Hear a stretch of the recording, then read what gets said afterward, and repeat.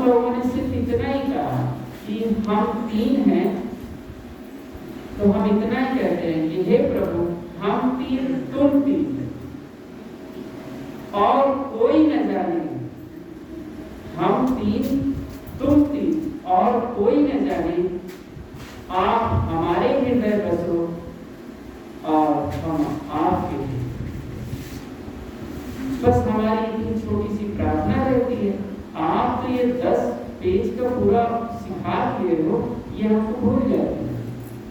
पादरी को भय हुआ और वो भय के कारण नाव से जैसे उठ के सोचता है तुमको प्रणाम करूं, और वो अपने पैरों को टिका नहीं पाता और नदी में ही अंतिम जीवन की अंतिम सांस लेता है।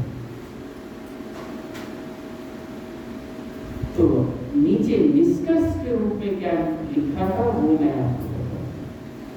अगर आप बहुत ज्यादा विचारों के चक्कर में पड़ोगे, बहुत ज्यादा इधर उधर घूमे, बहुत ज्यादा किताबों के पीछे पड़े, बहुत ज्यादा मंत्रों के पीछे पड़े, तो आप ये भीतर की साधना नहीं कर पाओगे और वो पागल की तरह एक दिन मृत्यु जब खड़ी होगी आपके सामने तो आप सामना नहीं कर पाओगे। और ऐसे ही जैसे वो नदी में डूब के चला गया, वैसे ये जो भाव सागर मृत्यु रूप सागर है उसमें हमारा जीवन समाप्त हो जाएगा। इसलिए जब भी समय मिले तो अपने भीतर झांके। और साधना और गुरु भक्ति का अर्थ है कि हर पल आपको केवल एक बात स्मरण रहे कि वो परमात्मा मेरे भीतर है और वो भीतर से ही मुझे ज्ञान भी दे रहा है और मेरे कर्मों को भी वो लिख रहा है।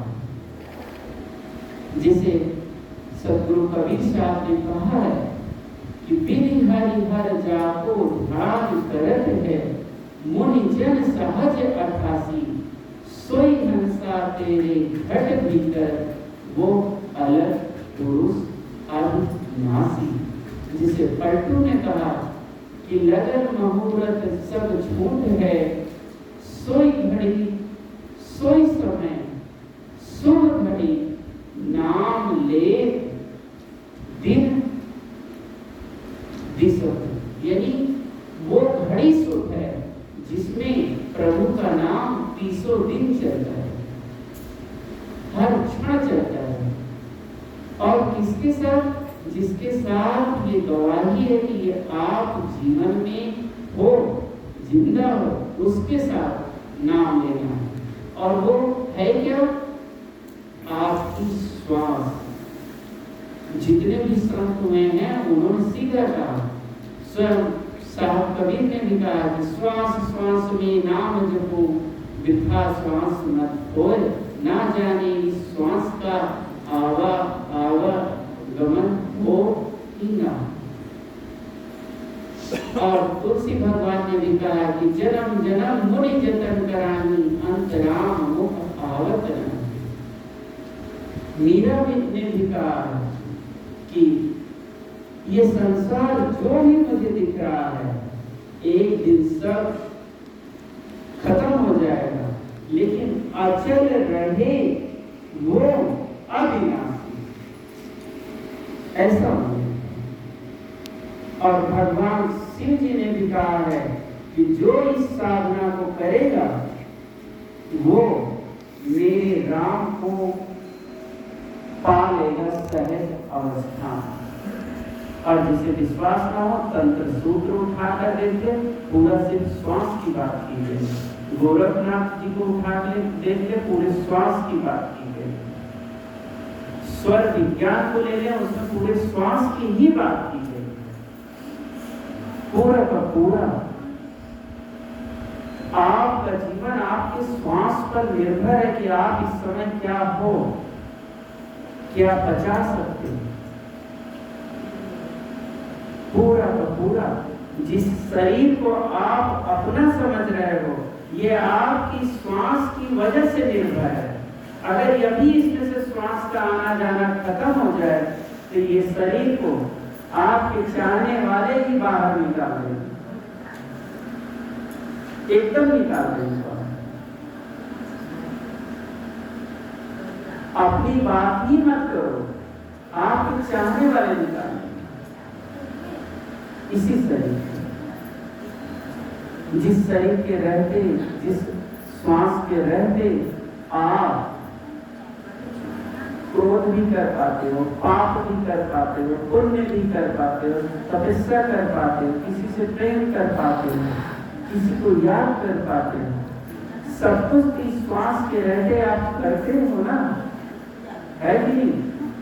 तो वो एक चीज क्यों छोड़ते हो जो आपके भीतर है। आपने देखा, आप अगर किसी को हम आपको बहुत प्रेम करते हैं और वो एक क्षण देरी लगा दे, आपकी बात ना मानी या आपके सामने ना आए, तो आप उससे गुस्सा हो जाते हैं।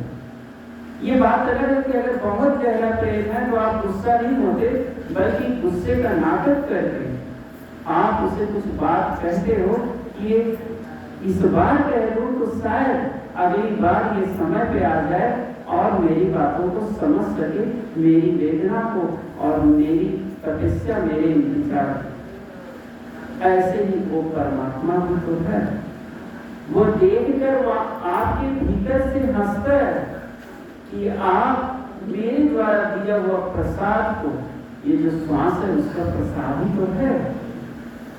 वो हंसता है कि सब कुछ हम संसार में करते हैं, हकीकत बताओ सब कुछ करते हैं, लेकिन जब उस परमात्मा की बात आ जाती है तो आप कहते हो कि दोपहर में बड़ी गर्मी है, मन बेचैन है, कौन करे।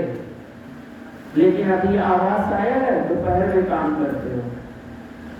किसी से लड़ाई करना हो तो दोपहर नहीं देखोगे, लड़ लोगे, थकावट भी नहीं देखोगे, है कि नहीं? अगर शरीर को आराम देना है तो आप सो भी लोगे। लेकिन जिसने आपको इतना प्यारा सा जीवन दिया है, जिसके कारण आप सब कुछ कर पाते हो, उसके लिए आप कितने बहाने बनाते हैं,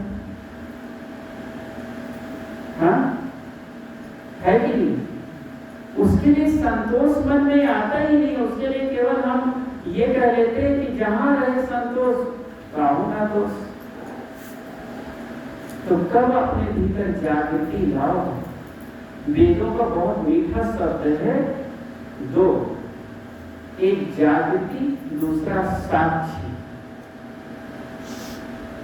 जो साक्षी भाव में आ गया वो उसी के भीतर जागृति आएगी, और जो जागृति में हुआ वही साक्षी को उपलब्ध होता है। साक्षी का अर्थ होता है मौन, निर्विचार होना। जैसे अभी आप मेरे सामने हो तो आप